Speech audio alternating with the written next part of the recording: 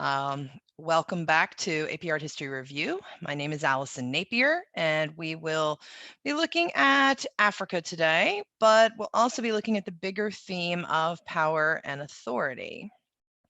So let me get everything starting, kind of rolling up here. Again, here's my still information.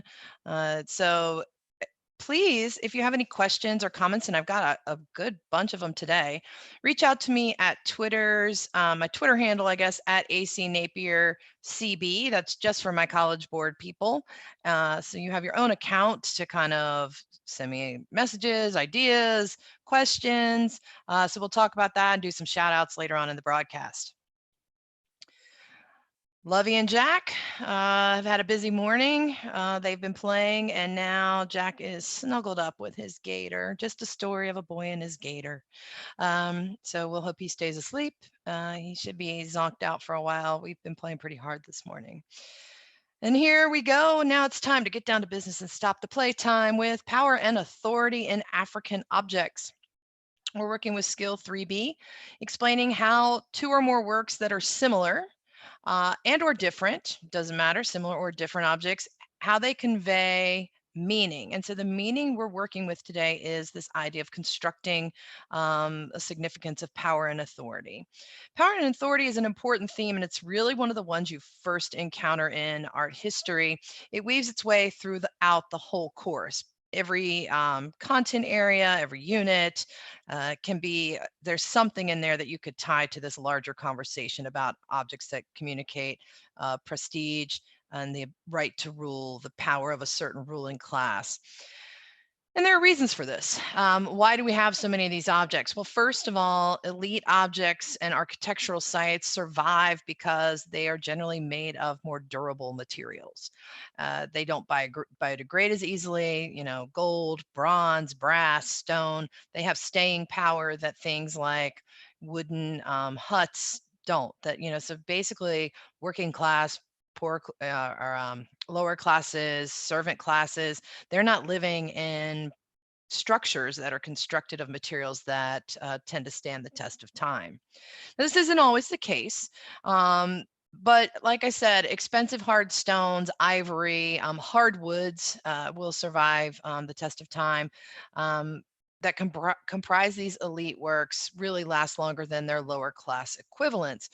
And so elite objects are better preserved, and a lot of times they are even buried with the deceased. So the idea of submerging it in the ground, putting it in this kind of temperature controlled environment, like a pyramid or a grave pit at Ur or a Viking ship burial. That's also another way these things survive. Sometimes they are passed down from generation to generation. They survive as a domestic or familial archive. They're also taken as trophies by conquering groups. So a lot of the stuff we have, especially from Africa, the Pacific, the indigenous Americas, were taken by European powers and then sent back overseas for cabinets of curiosities, collections of royal families. So what we see in works of power and authority are a variety of materials and subjects and forms. And because these concepts of power and authority and what indicates those issues or those qualities, I guess, are really different from culture to culture. So they're culturally and sometimes even contextually or generally contextually specific. So we start with Africa, which is a vast continent with 52 nations. It's a fifth of the world's landmass, a variety of topographical and ecological zones, more than 2,000 distinct ethnic, cultural, and linguistic groups, ranging in size from a few hundred, often hunting and gathering bands, to 20 million. We have smaller groups governed by councils of elders. We have larger populations, sometimes formed into centralized states under a king like Benin. And the African peoples it's hard to make a sweeping generalization about Africa, but a lot of the peoples that we study in Africa are sharing the core beliefs and practices of honoring the ancestors, worshiping nature deities, elevating rulers to a sacred status, and consulting diviners, fortune tellers, creating figural sculpture. They create sacred and secular architecture and rock engravings and paintings, and we see that across the globe. So that doesn't necessarily make Africa unique as far as their artistic production. Some of their art forms are going to be poorly documented because, again, of the perishable nature of materials. And so we tend to study a lot more of the regalia, the sculptural items that have been taken, royal arts from the period between 1000 CE and European colonization in the 19th century are a lot of the objects that we have for study. So we looked at the Great Zimbabwe last time, and just a reminder that this is a prestigious site. It is a royal enclosure, the most famous site in southern Africa, occupied in the 11th century, a royal hill complex with an open court for ceremonial gatherings. It had about 250 royal houses built of clay, could have supported as many as 20,000 inhabitants. We talk about the idea that prestige items were actually found there that indicate this was a trade center. So copper coins, international trade was mainly in gold and ivory. And so, you know, there's actually there's trade, evidence of trade all the way to China with Chinese pottery shards, coins from Arabia, glass beads, and other non-local items from this site. So since we covered this last time, I won't get into too much more on the Great Zimbabwe, but just to remind you, this is also a site that indicates power and authority and high status. We're going to really kind of dig in with modern day Benin. And so this is modern day Nigeria in that region. And so the first Benin king in the late 13th century was the grandson of the Yoruba king Ife. And their kingship is hereditary. The king is considered sacred. And the purpose of the artwork is to honor the king or the Oba, his family, and their ancestors. And they reach their greatest power in the 16th century. And then the British will sack and burned the Benin Palace in 1897 on this punitive expedition, which we'll talk a little bit about. Matriarchal lineage is very important. And so we see two images here of queen mothers, because this idea that you're descended into royal status through your mother, the queen mother, would only have the one child, the Oba, and would devote her life to raising that one son. So they had a ceremonial status, or a elevated status. And so pendants were made, royal sculptures were made in prestige materials, ivory, very hard to carve, not uncommon, of course, in Africa. Elephants are indigenous there, but certainly it's a very hard substance to carve. You've got to be able to afford and hire craftsmen, get the ivory from, this large animal that's hunted. And then we also have the casting of this bronze work on the right, which would have also spoken to lost wax technique. And bronze casters are often in guilds. And we're going to see that in Benin, that they work for the king. They are considered kind of an elevated, a little enclave all their own. So we see a map of Benin here and photos of the British presence there. Before the British were there, they were trading with the Portuguese, and that really encouraged the growth of brass casting in Benin at this time. West Africans were smelting copper and zinc ores and the casting of brass, as early as the 10th century, but they didn't actually produce enough of these metals to supply the casting industry of Benin City, which basically did all the work for the king's palace.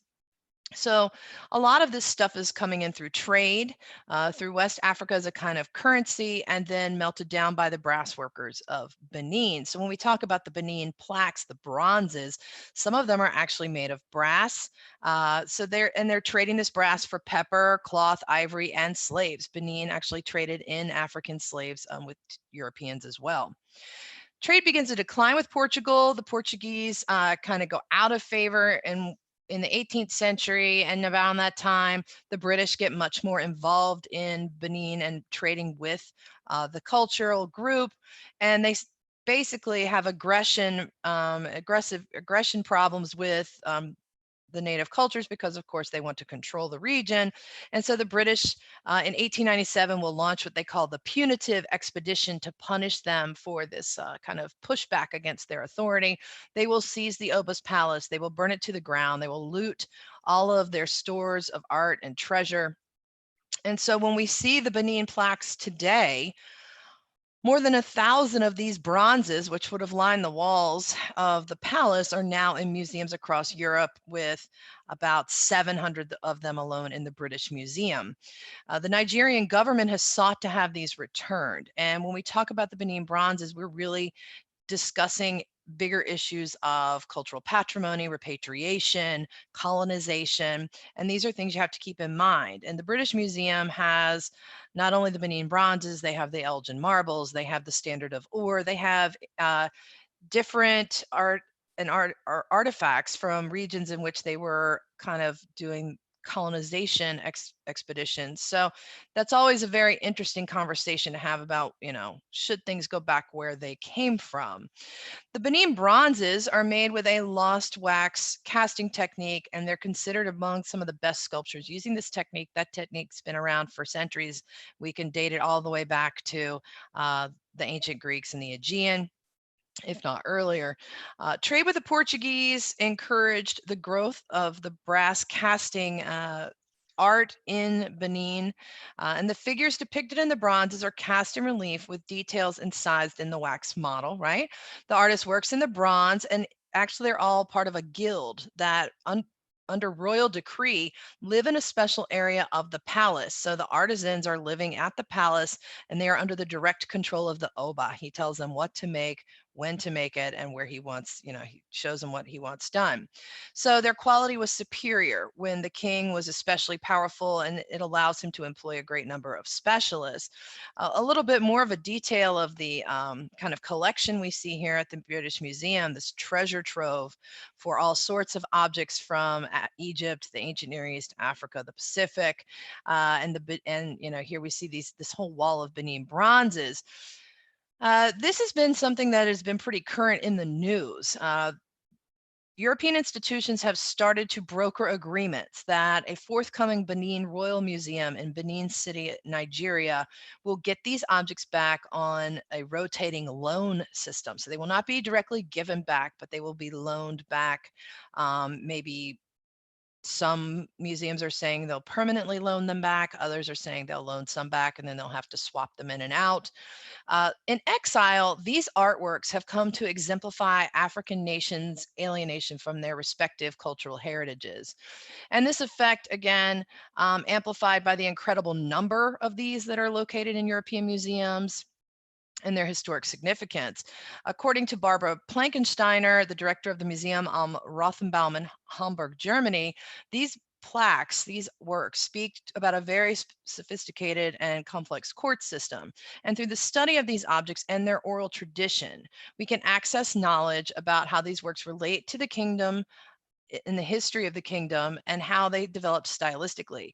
The long-term stability of the kingdom and its durability for the thousands of surviving metal artifacts makes this really quite rare for African art, which, as I mentioned earlier, tends to we don't have as much of works that are this old or have this kind of legacy because of the nature of materials. So these plaques are quite important. Produced over roughly 200 years, the Benin bronzes, as they're called, kind of as a group, provide an aesthetically rich record of life in a thriving Benin Kingdom located in these tropical forests of what is south central Nigeria. The urban center and the court complex would have rivaled the largest and its largest contemporaries in Europe. The palace was so large that one Dutch visitor said it was as big as the city of Haarlem and completely surrounded by a wall enclosure. Since so much of the history has been passed down orally over the centuries, scholars offer different accounts of how and when certain events happen, but the plaques themselves, created by this Brass Casters Guild, which is still active and it still exists, speaks to this very rich cultural history and the power and authority of the Oba, and who is featured over and over again in different depictions and settings, largely shown in a hierarchical scale. So he's the biggest guy, he's the most important. The Brass Casters Guild still exists. It's hereditary and strictly male, and they become basically these kind of senior this enclave of senior advisors at the court. They actually sit on the king's privy council, and the head of the Bronze Casters Guild is always one of the highest ranking courtiers. When we look at this in the contextual photo from the image set, we see the Oba in the center, right? The Oba is a direct descendant, or believed to be a direct descendant, of Oran Miyan. And my African dialects are just as bad as my other foreign languages. The legendary founder of the dynasty. And so the Oba is the spiritual, secular, and ritual head of the kingdom, considered a deity and deserving of the highest veneration. And so we see him here flanked by attendants in both the contextual photo and the plaque. Many of the plaques represent events or characters from annual ceremonies, of which the King of Benin will still carry out today.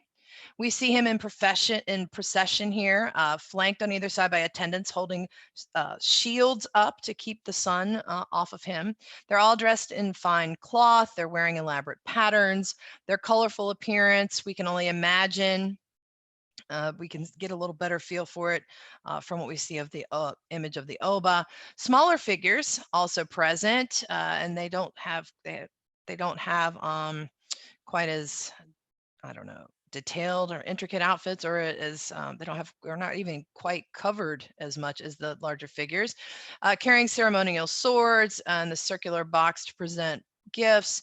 So as with so many of these Benin plaques, exactly what this is meant to show, we're not sure, but the subject matter itself, right? The idea that this shows the Oba, it shows them in hierarchic scale. The media materials, this is brass, or this one's brass, so this would have had to have been traded. It was something that they were getting as a prestige material through trade with the Portuguese. And the original context in its placement on the Oba's palace all speak to the power and authority of the ruler. Other works from Benin, which they still have a bronze casting guild that exists today.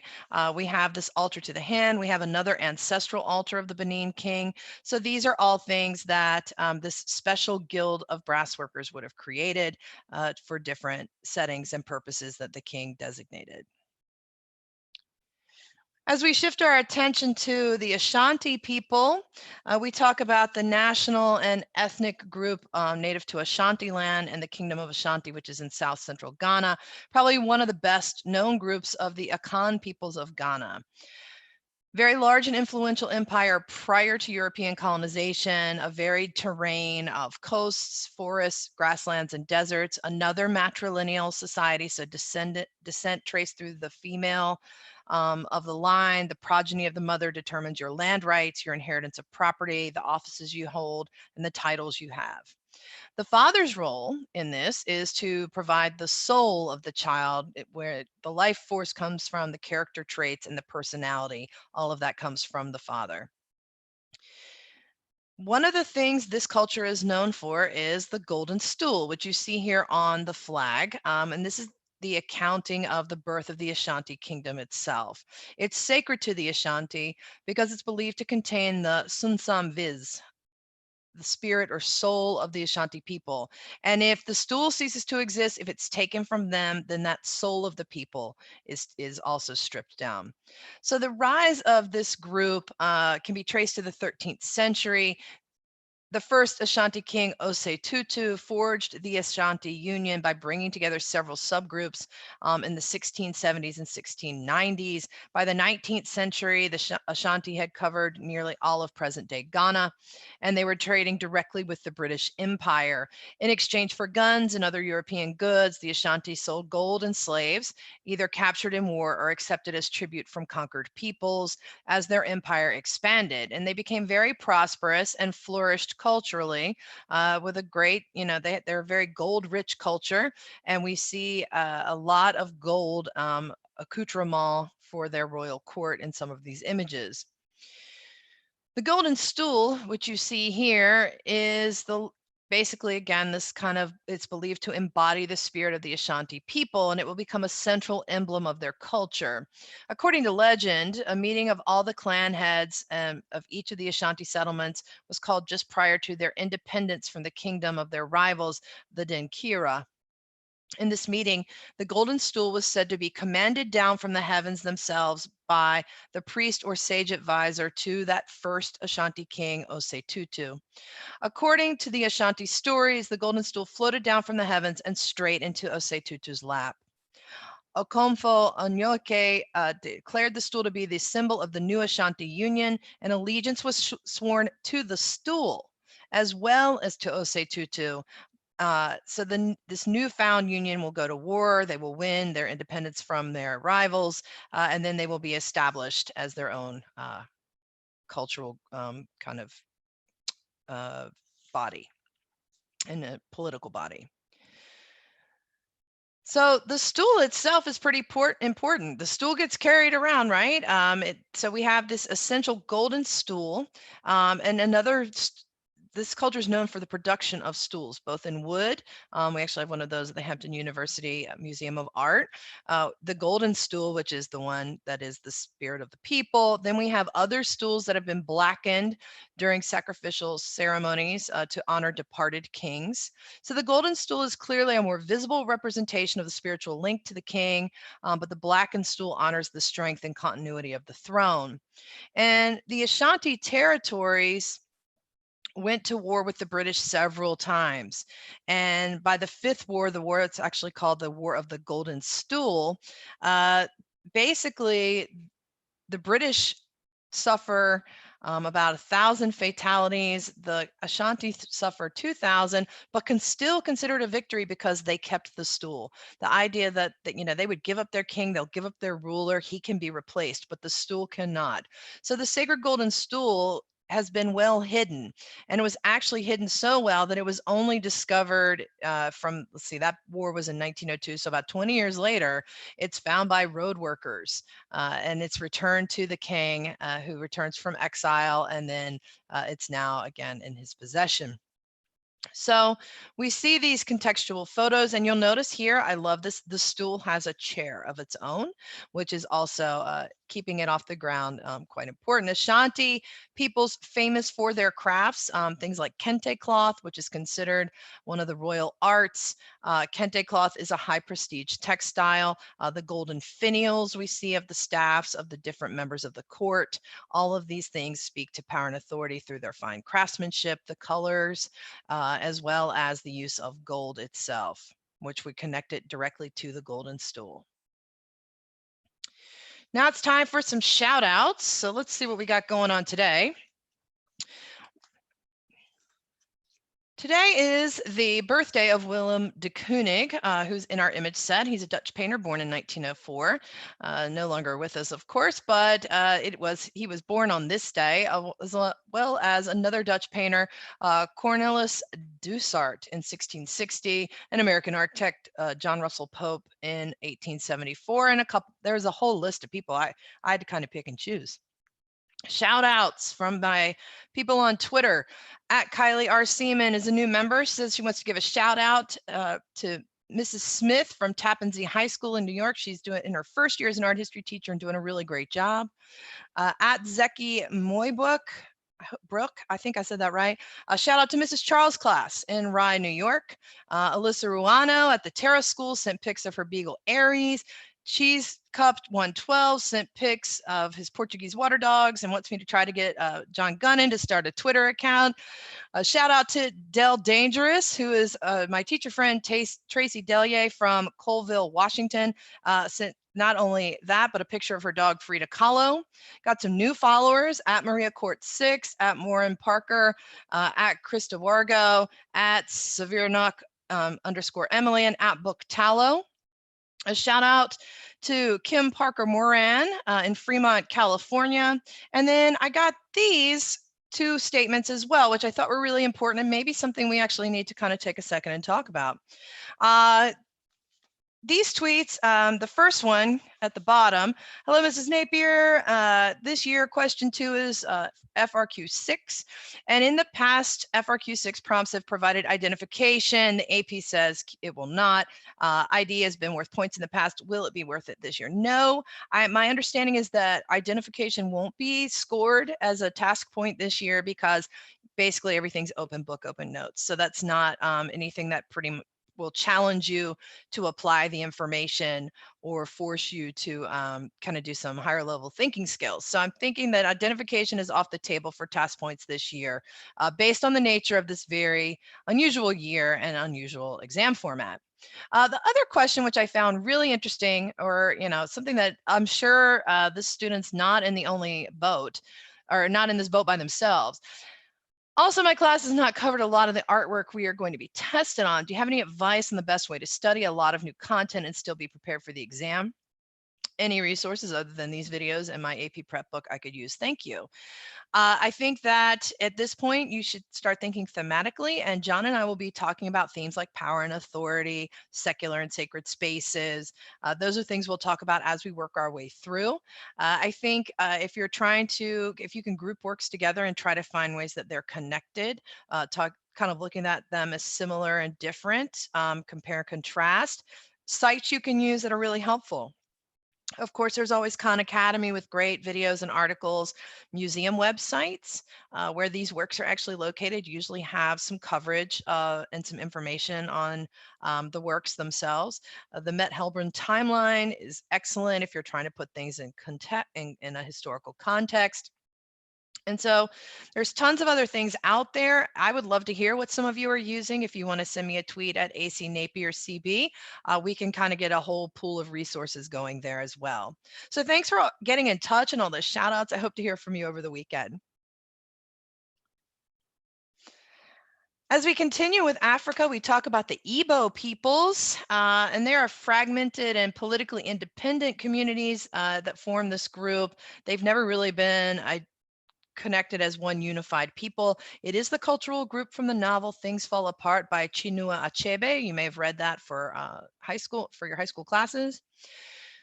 The most popular symbol of the Igbo is the Ikenga, a representation of a horned deity, mostly owned by men and some high-ranking women. And the Igbo are known for their dedication to an individual accomplishment. So this kind of power and authority is basically not necessarily something that you've inherited or that's been bestowed upon you by the gods, but something you've managed to earn on your own. So this system of titles based on an earned status. So the Ikenga reflect this focus on achievement.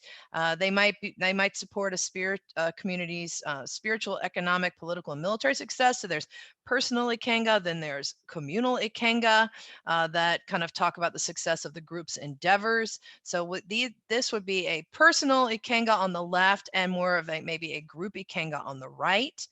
The group Ikenga tend to have the more elaborate horns. So what we see here, when you have success in work, family, and personal status, again, all of that connects to not only the individual, but the community well-being. And so the spiritual material worlds interact and affect each other. And so the Igbo rely on the Ikenga to mediate between these two realms. So the wood carvings serve as vessels that combine spiritual forces. Those are the ancestors, one's own personal spirit or chi, and then when you enter into, by the time a man would be married, he would have an Ikenga from an expert carver.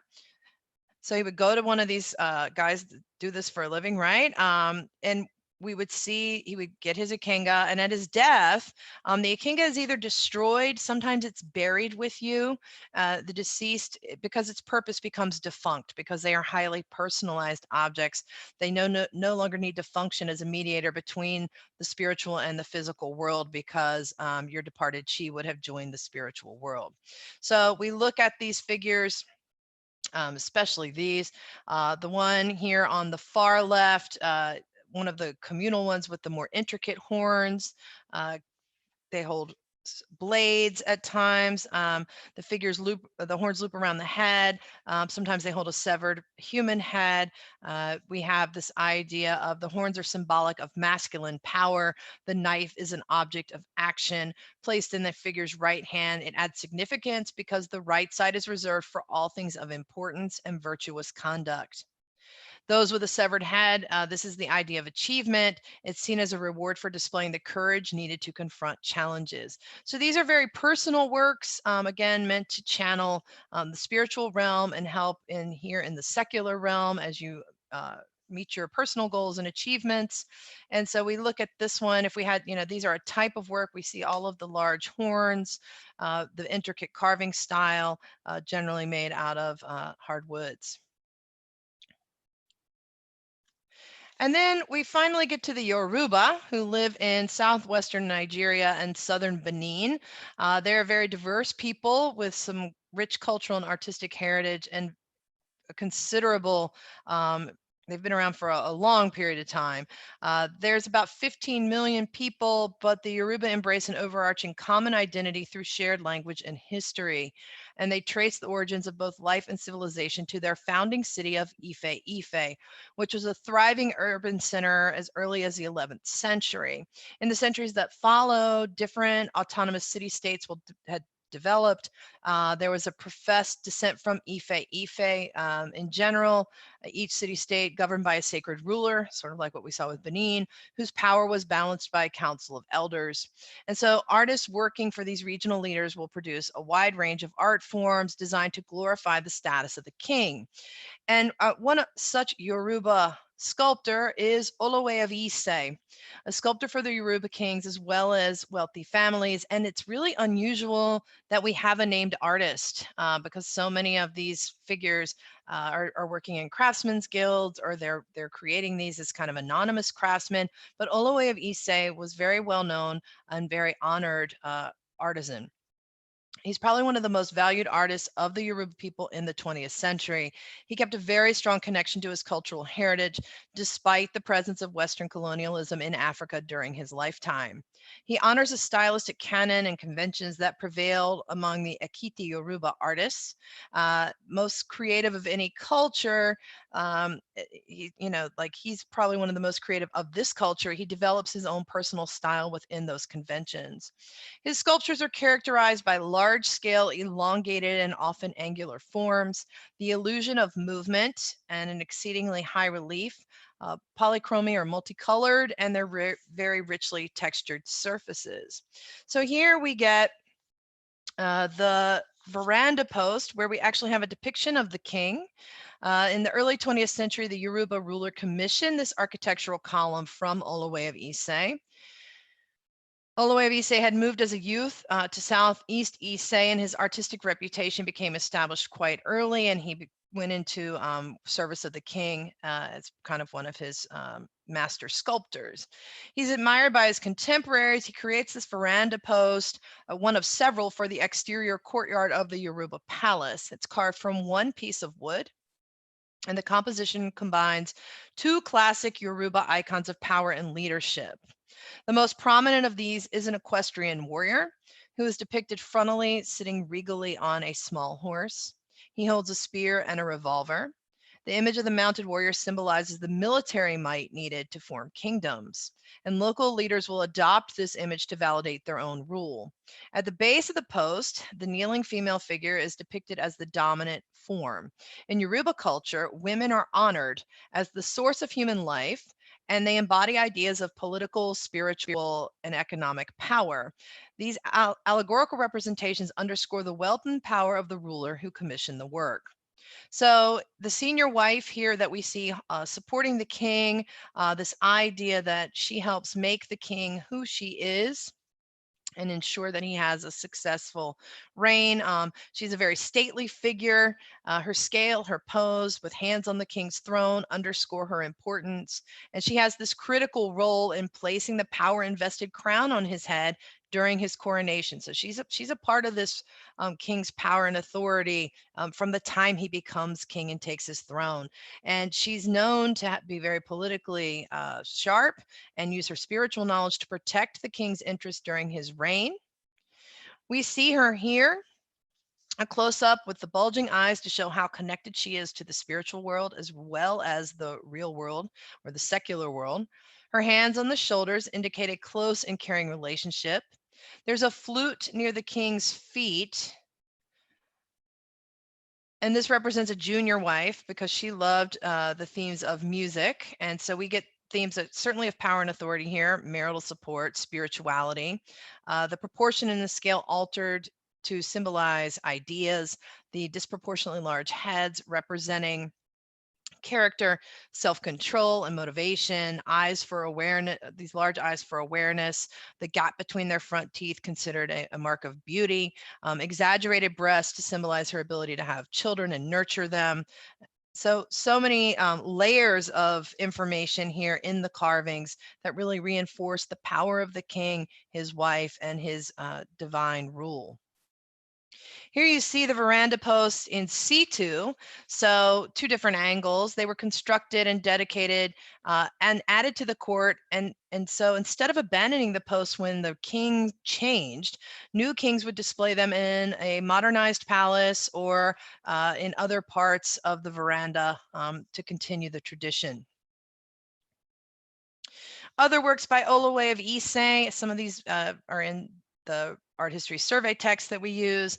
You see his signature style, the elongated figures, the painted wood, the large heads, all of these kind of connect, and these are all done for another veranda post we see here, as well as this door for the shrine of the king. So all of this very typical of these royal a royal patron of the arts, what the king wanted him to do for his palace.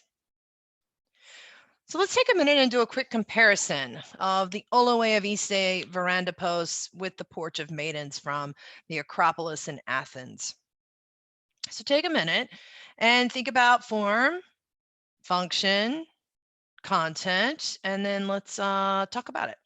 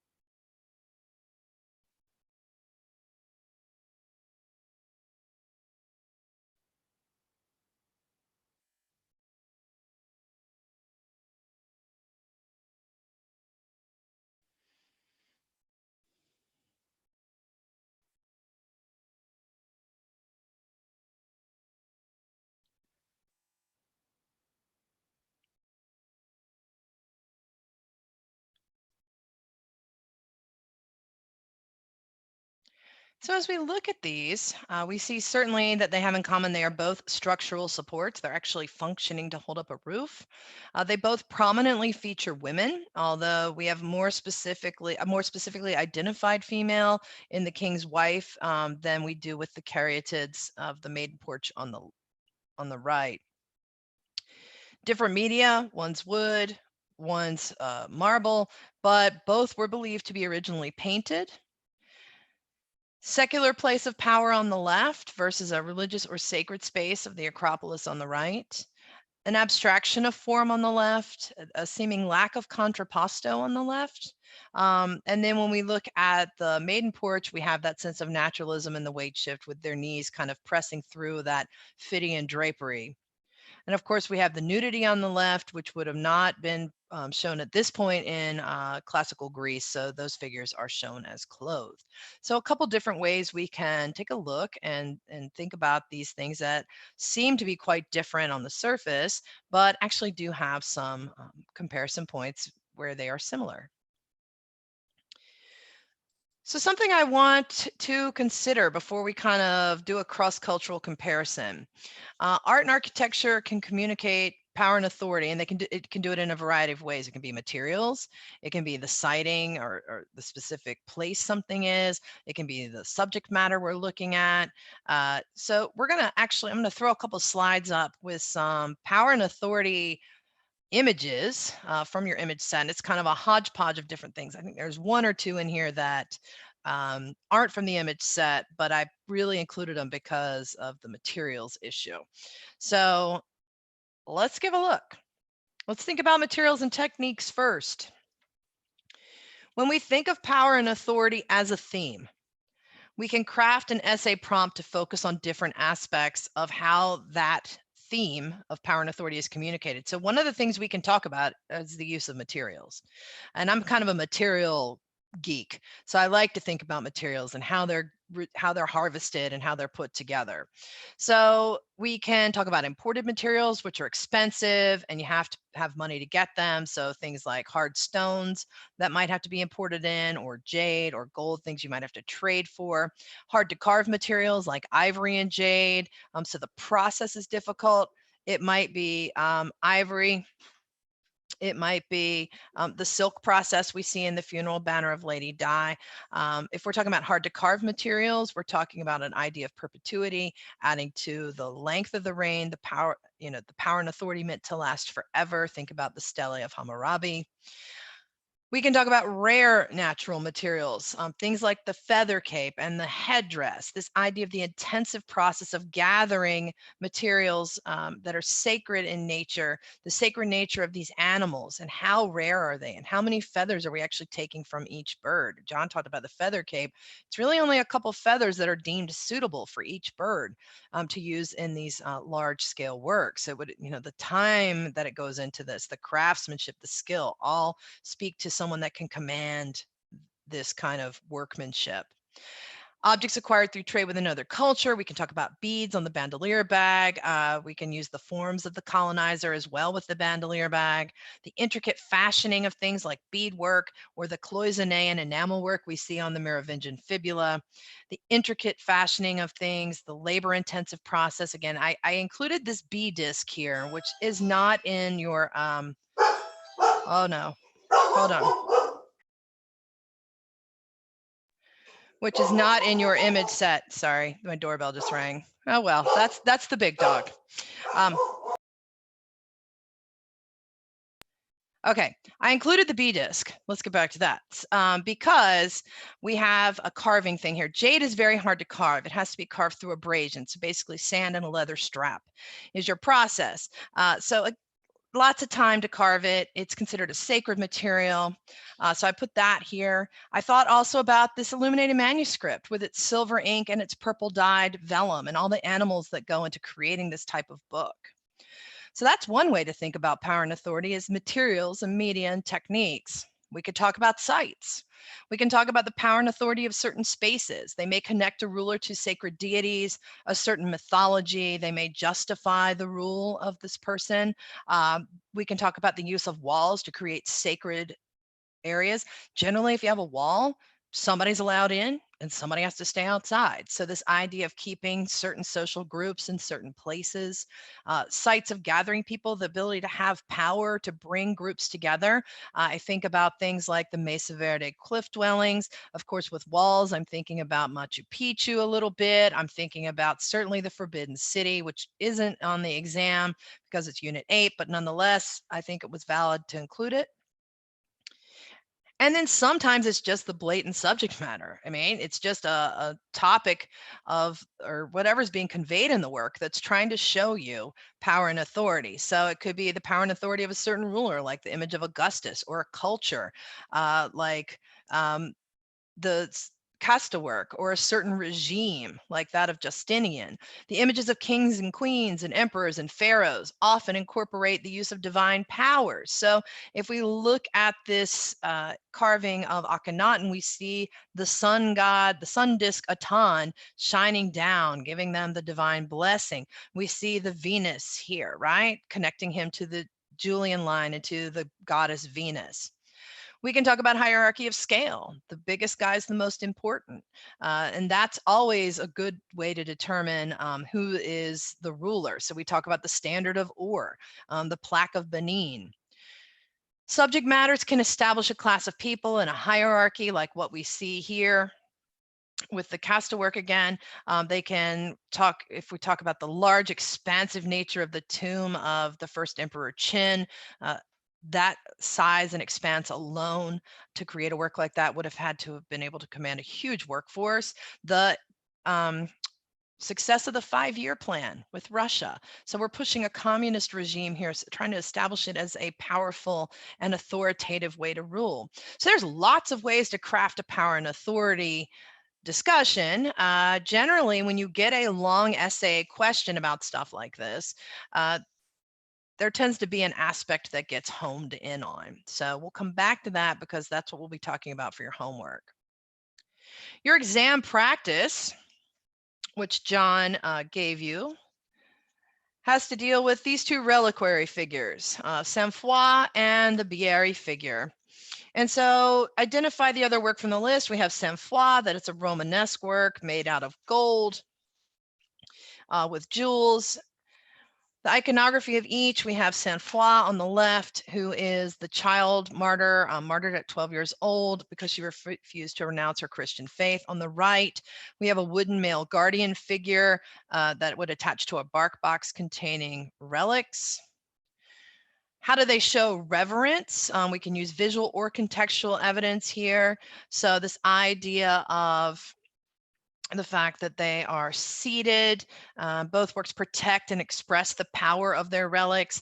They function differently to do this. So Sainte-Foy is owned by this institution, and to access that, you had to go into the religious structure of Sainte-Foy, and anybody could see this, the general public, which is kind of when it's so that's similar, that they show the importance of their relics that they contain. A difference would be the way they're accessed. This idea of Sainte-Foy is shown in large processions. She's paraded. You can see her as a pilgrim even today going into the Church of Sainte-Foy, although you have to go down into the vault, as John mentioned yesterday. The Fang Bieri exists under the custodianship of an elder, and it acts on behalf of the lineage, and it sits on the bark box to keep people out of the relics. They're not meant to be seen, each family's relics are not meant to be seen by people deemed inappropriate. So women can't see them, and uninitiated boys. So the function of both works is associated with movement. With Sainte-Foy, again, she gets processed and moved around. With the Bieri, they actually take the skulls out of the bark box. They'll cradle them and sing to them, and they will even replace them with different ancestors over time. So my question for you has to do with this headdress. So this is the Aztec ruler's headdress from Unit 5, the Indigenous Americas. The work's materials communicate specific cultural meaning that signifies power and authority of the ruler. And so what I want you to do is you have to talk about the headdress, sort of like what question one's going to do. They're going to give you a work you have to talk about. And what I'd like for you to do is select another work. And I just did those slides. So you can always go back and watch the video and kind of pick one from there, or come up with something on your own. Select and identify a second work that communicates the concept of political power and authority through its use of materials. So this is a materials question. For the Aztec ruler's headdress in your chosen work, analyze how the form and/or material shapes the meaning of the work within its context, and really focusing on the material itself is what I think you should be doing. So fully identify the materials that communicate power and authority. What are we using? Feathers, gold, jade, purple dyes, silver inks. Describe the significance of the materials used to create each work. So why are these considered prestige materials? Why are they valued by the culture to be used for the ruler? Analyze how the headdress and the work you choose are similar in the way they use materials to convey power and authority. Maybe they're both hard to carve. Maybe they're both quite flashy and ostentatious. And try to talk about something other than feathers, right? Really, I picked the feather headdress to kind of force you outside of talking about the feather cape. You can talk about it, but try to pick a different object with different materials. I think that'll kind of serve you better with your review. And then analyze how the Aztec headdress and your chosen work differ in their use of materials to convey power and authority. So that is what I would like for you to think about over the weekend. As always, reach me at AC Napier CB to let me know what you're doing, how you're doing, and then what are some themes you think could come up? What are themes you've talked about in class this year and might be on the exam? If you're interested in a little bit more about Lovey and Jack, sorry about the interruption, it happens. Hashtag Lovey and Jack on Instagram. They're always up to some sort of shenanigans. Have problems with tech? Contact us at cb.org/tech. And that's it for today. I'm Allison Napier. I hope you have a great weekend. Spring is here, so get outside and try to enjoy it. Maybe go on a nice walk or do something great for yourself. And I guess that's it. I'll see you next week. Stay healthy, art historians.